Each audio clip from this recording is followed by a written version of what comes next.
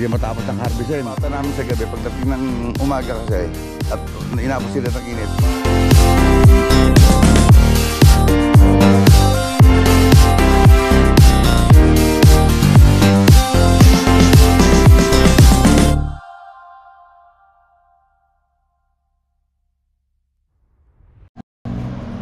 What's up mga kapatid? Panibago araw, panibago vlog tayo ngayon. Dito lang tayo magpapaikot-ikot sa lugar ko. Pasyal-pasyal tayo rito sa utol ko, sa mga kaibigan natin dito. Yan, samahan nyo ako mga kapatid. Ito naman, nakita nyo na to sa mga previous vlog ko. Kaya yung nung naggala ko ng isang araw dito, kaya mga bagong pasok na subscriber, baka hindi nyo pa nakikita to, eto ipapasyal ko uli kayo. Ito yung lugar namin, Aguinaldo Highway to, tapat ng Philippine Christian University at saka Union Theological Seminary. Ito BC Road yan, BC Road dito kami.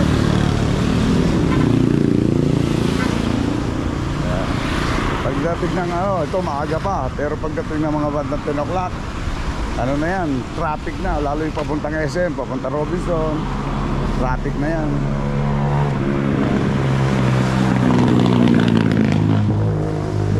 Kwento ko lang ulit, dyan ako nag-elementary at saka nag-high school. Kasi high school graduate lang naman ako, pero dyan ako nag-graduate high school. First batch kami ng graduate ng high school yan, ang alam niyo, first batch. Ang ganda na, ang laki na nga na in-improve.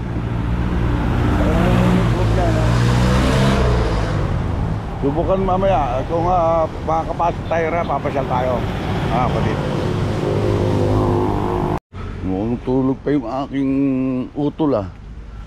Dito tayo sa Lagor ni Utol, dito. Ito yung kanyang van.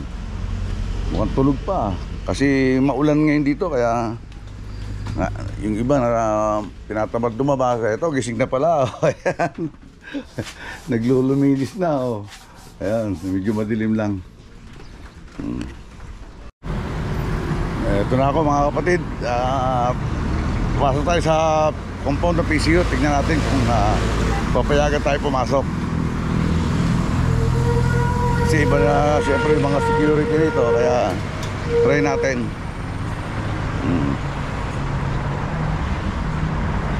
Yan pa rin yung signboard.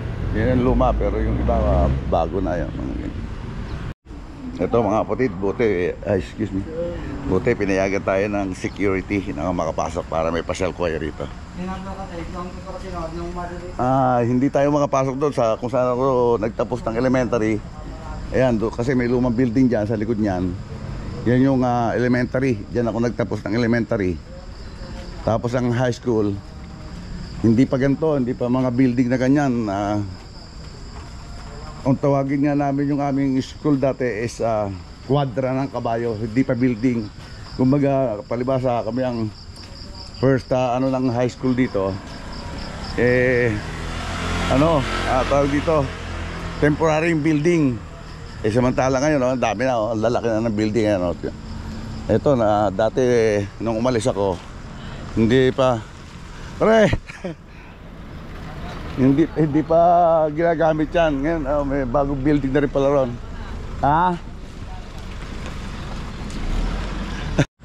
Mga kapatid, igagala ko kayo rito yung improvement na nitong compound na to. Yan dati yung tinatawag na na kwadra. Yan. Kung tawagin namin yan ng kwadra nung diyan kami nag-high school. Yan building ngayon, konkreto na. Yan. Bali nung nag-high school ako dyan, 3 building pa lang yan. Yung nga parang kwadra na nakahili-hilirang pahaba. Ngayon dami na, improve na. Tapos meron pang high school dito na nung building. Nagtayo rin sila ng building dito. Yan. May mga bukid-bukid pa rin. Dito dati itong malaki ang tubig dyan. Yan, yung lugar na yan, dating dyan kami nangingisda. Namimingwit ng tilapia. Yan. Ngayon puro damo na, wala na rin masyadong tubig. Yan, lugar na yan. share ko lang kayo rito. Yung pala kapatid ni Keeper, ako dito graduate, dito sa high school dito sa PCU. Ito, may mga building na rin dito, ang dami na oh. Ito, wala pa to dati. Yan lang ano saka yung kasi dito ito pala elementary pala yan, yung building na yan, dahil dyan nag-elementary yung apo ko. Yung mga apo ko at saka yung mga anak ko, saka nag-high school. Ayan. Ayan, dyan, ito yung building ng elementary. Yan, dyan pumasok yung aking mga apo. Dyan nag-graduate na elementary. Ayan, ano yun, sundot hatid ko pa yun dito, yung mga apo ko. Dito, ayan. Parang may basketball court na rin dito. Marami na dagdag pala oh. Yan. Yan, malawak yan. Dito lang tayo sa labas eh. Baka hindi tayo papasukin sa loob eh. Pero ewan ko kung papasok sila sa loob. Hindi, ito may daan pala. Pwede pala tayo pumasok. Wala ko sarado yung gate eh. Kasi ito yung gate niya, sarado. Tapos yan. Yan, di ba? Yan ang ayan, ito elementary. Ang high school, ito pala ang high school. Yan yung dati pa rin, yung dating building niyan, yan yung high school. Yan kami nag-graduate. Yan. Tingnan natin kung makakapasok tayo rito sa kabila. Kasi ang alam ko may labasan yan doon eh. Kaya lang maputik. Yan. Yan, mutik na nga ako madulas. Kasi maputik. Ay, ito pala yung gym na sinasabi. Gymnasium. Kala ko fitness, kala ko fitness gym. Ay. Pag nahulog ko, ikaw Oh. Ito pala yung sinasabi. Yung gym. Kala ko fitness gym. Covered court pala. Yan. Hindi na tayo papasok yan mga kapatid kasi nakakaya rin sa mga tao dyan. Okay. Iikot na tayo rito. Tingnan natin kung alam ko may labasan dito papapunta sa karsada. Tingnan natin kung makakadaan tayo rito. O yan, meron. Teka, ikot tayo rito. Iikot ko kayo. Ito lang yung vlog natin ngayong araw na ito mga kapatid. Kaya iikot ko kayo rito. Kasi sabi ko nga sa inyo, masarap balikan yung mga nangyari sa iyo ng araw. Kaya ito naman ikinukwento ko lang sa inyo. Kumbaga kung saan ako nag-umpisa, saan ako nanggaling, saan yung naging buhay ko nung araw. Kasi nung araw yung public school dito ang layo, nilalakad namin malayo yung nag-ano dito. Kasi nung pumasok ko ng elementary ako rito grade 2 na, nag grade 1 ako doon sa public school. Tapos dito na ako nag grade 2 hanggang grade 6 doon. Yung isang building doon na luma, sabi ko sa inyo na abandoned na kasi yung mga kumbaga made from scrap kasi yun eh, yung mga galing sa mga lumang kahoy na pinag-assemble. Kaya yun, ayan o. Dati ganyan na yung ang style niya, pero wala yung mga bubong dito sa gitna. Tapos kahoy yung mga dingding dati, plywood baga, pati yung bintana niya. Kaya tawagin namin noon eh parang kwadra, kasi yung bintana niya yung ditaas na gano'n na tinutukuran lang. Dito tayo dito. Yan, tingnan na. Ngayon, konkreto na lahat yan. Ang laki ng accessory talaga PCU kasi tumataas nga rin ng tuition. Okay, pwede pa yata rin dumaan. Yan. Kaya tayo pinayagang mag-vlog dito ng mga security kasi wala namang pasok. Pero pag kami mga eskwela rito, bantay sarado yung mga gate dyan, mga papasok. Kasi marami rin mayayaman na pumapasok dito. Yan. Saan na tayo? Dito. Palabas na tayo rito. Kasi yung kabila, ang likod ng building na yan, yung kung tawagin sa amin sapa. Hindi ilog, yung parang maliit na ilog. Minsan nawawala rin ng tubig pag tag-init yan. Yan. Tayo, mahaba na ba ito? Yan.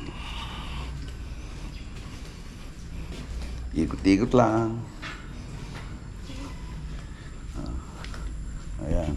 Ito yung health center. Ayan, health center. Dati wala to eh. Wala tong building na to eh. Bakante yan. Yan ang health center. Diyan kami ginagamot. Minsan diyan nagpapabunot ng ngipin. Nung kami elementary. Ayan. Ngayon, ito na yung palabas siguro. Lalabas na tayo, mga kapatid. Ang laki ng improvement talaga.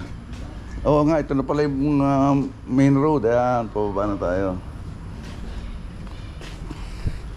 Tapos tingnan natin yung basketball court na ito nirenovate na lang ito eh. Kasi nung high school ako rito, noon itinayo yung court na yan. Kumbaga hindi, matagal na yung court na yan. Kaso kahoy yung pinaka-poste niya dati. Tapos sama-sama kami noong mga classmate ko na kumuha ng bakal na tubo doon sa malayo sa farm. Hindi na tayo pupunta na, masyadong malayo na yun para itayo dyan. Open pa yan dati. Ngayon laki na ng improvement. Ayan dyan, nung wala pa mga barangay na court, dito kalimitan ginaganap yung liga ng mga kumbaga yung interteam. Dito yung 8 team, 7 straight win kami sa elimination. Pagdating nung semis na twice to beat, nadali kami ng twice to beat. Kaya talo kami. Okay, pampuno pagka ito na pagka tagbungahan ng mangga rito, sarap pumasok dito. Kasi minsan yung mga pinsan kong ang tawag doon, parang kinukontrata nila pag-spray dyan, pagpapabunga. Ayan, nakakating kami na masarap na mangga dati. Ngayon, ayan hindi ko alam kung sino ngayon ang kumukontrata ng mga pag-spray. Ito, iba na to. Ito naman yung Union Theological Seminary. Yung simbahan namin, doon kami nagsisimba dati. Ako kasi baptize ako ng Catholic, pero dito na Hong Kong dito magsimba sa Protestant kasi ito yung malapit sa simbahan at saka dito ako nag-aaral. Kaya kumbaga ang pagsisimba ko at paniniwala ko ay sa Biblia. Morning, sir. Ikot-ikot lang po. Okay. Ayan. Yung oval na yan, diyan kami yung bang parang nagpa-practice ng yung soccer. Yan, yung oval na yan dyan.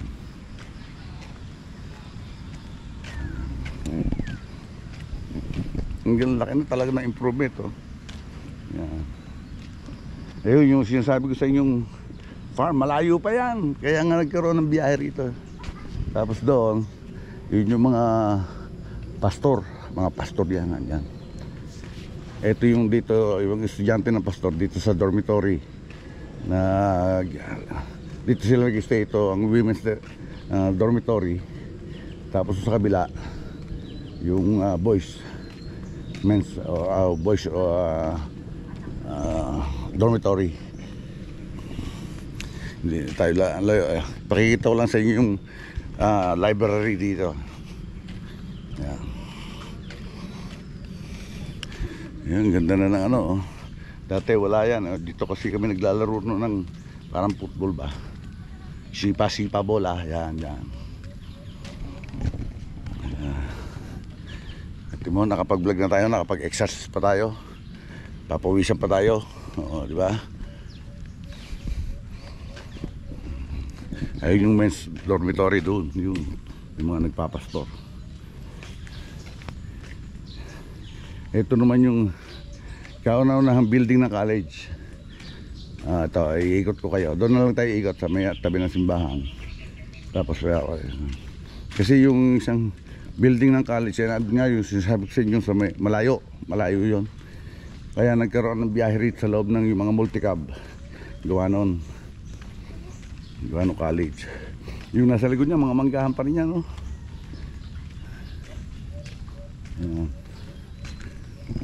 Ito yung simbahan. Diyan ikinasal yung sino ba? Hindi. Dito pala ginanap yung graduation. Yung mga graduation dito ginanap. Dito ako nag graduation. Kasi ngayon yung mga sa ano na ginaganap sa malalaking function na. Ayan yung kauna-unahang building ng college yan. Kasi kukunti pa noon ang cost dito kaya ganyan palang kaliit yan. Yan kita nyo ba yan? Tapos ito yung matandang building dito ng library. Malaki yan yung library na yan. Ang dami mga kung vintage na libro, marami dyan. Kaya lang about sa theology ang mababasa mo dyan, puro mga sa theology. Yan. Meron din pa nga pala rito. Kung alala nyo ngayon, di ginagamit yun yung encyclopedia. Yan, malaking building yan. Yung library na yan. Hanggang doon yung kabila. Hindi, I think yung isang yun college na rin yun yung building. Kasi itong itong library, pahaba lang yan ito kabila, saka yun. Yung building na yung sa likod, karugtong na pala ng college yun. Yung idinugtong na roon bago pa nagtayo sila ng malaking building sa doon sa malayo yun yung PRLC farm yun farm dati. Kasi dito mga kaunahang course noon automotive at saka agriculture ang mga unang course dito. Ngayon nadagdagan yan ang admin office, pero ginawang yan yung prep. Dito nag-prep din yung mga apo ko yan nung wala pa yung mga malaking building na yun ng elementary. Yan daming mangga maraming puno ng mangga rito sa loob na to, mga nasa tabi ng mga sapa. Ayun, may tubig sa sapa, ayun lumalagas lang yung tubig Doon yung mga, kung tawagin niya Maclenan, yung mga reverend dyan nakatira, yung presidente ng UTS, dati pati presidente ng PCU, dyan nakatira sa lugar na yan, sa Maclenan. Hindi tayo papasok dyan mga kapatid. Kaya doon mahaba na itong kaya nakalagay West Faculty Lane, yan, dyan, sa lugar na yan. Dati ito, hindi sementado yan, dati gravita. Ang nakatambak na sa kalsada para wag lang pumutik. Kaya lang pag dumaan maalikabok. Okay, dito ulit tayo, papalit tayo ng mamaya pa, mayroon pang ilang percent na battery natin. Okay, mamaya lang ulit mga kapatid. Ito trivia lang. Ito mayroon itong iburnal sa ilalim na may sarahan. Yan lugar na yan, mga alagaan ng isda, hipon yan dati. Yan. Pagka yan rung i-harvest na, hindi matapos ng harvestin, may matitira. Pinapayagan na kami na manghuli, lalo sa gabi. Sarap manghuli yan ng hipon. Talagang makikita mo sa gabi pag nailaw, lumulundag-lundag na lang. Dadamputin mo na lang sa ibabaw ng putik. Mas maganda pa noon, pag natapos sila harvestin, kumbaga, matutuyo na yung tubig, malapit na matuyo. Kaya inabata namin sa gabi pagdating ng umaga kasi, at inabot sila ng init, mamamatay na yung mga hipon, sayang. Ito yata ililipat yung college. Itong building na to, saka yung sa dulo, dito na ililipat. Kaya yung sa malayo, ayaw ko kung gagamit pa yun nila. Kasi dati naka-merge yung PCU sa UTS. Ngayon nag-separate na sila. Kaya nagtayo ng panibagong building doon yun, no? Ang laki yun, no? Kita nyo ba yung mga kapatid? Medyo malayo lang dahil hindi, ginagamit na, oh. Building na yun. Marami na nagpapasok at enrollment pala ngayon. Buti nga, mapaga tayo ng pasok doon para wala pa masyadong tao. May enrollment pala, kaya ang dami na nagpapasok ng mga Tapit na tayo at uwi na muna tayo ng bahay. Uwi na tayo mga kapatid. Ayan, naigala ko na kayo sa kung saan ako nag-aral. Hindi naman ako nakapag-college eh. Talagang sabi nga, yung kaya ako napasok din sa malaking kumpanya rin sa Pilipinas, dahil din sa diskarte. Habang nagtatrabaho, pinag-aaralan ko kung ano yung mga gawain sa trabaho ngayon para kumbaga pag natututo ka, ma-upgrade ang utak mo, ma-upgrade yung kaalaman mo at maaaring ma-promote ka. Yun ang experience, di ba? Kasi dito para din sa Amerika, pagka malaki-laki na experience mo, tawag dito ba't bigyan ka ng pagkakataon na mag-exam para tumaas din yung position mo, mag-exam ka. Pag nakapasa ka, maganda, di ba? Pag tumaas ang position mo, tataas din ang sweldo mo. O, paano mga kapatid? At naigala ko na kayo, na pasyal ko kayo doon sa eskwela na kung saan ako nag-aral. At andito na tayo sa bahay. Dito ko na tatapusin itong ating video ngayong araw to, itong vlog natin ngayong araw to. At maraming salamat sa wala yung sawang pagsuporta. At syempre sa Stoward community at lalo na kay Idol Japo Sniper. Hanggang dito na lang po. God bless us all and be safe always. We love you all mga kapatid. Bye bye.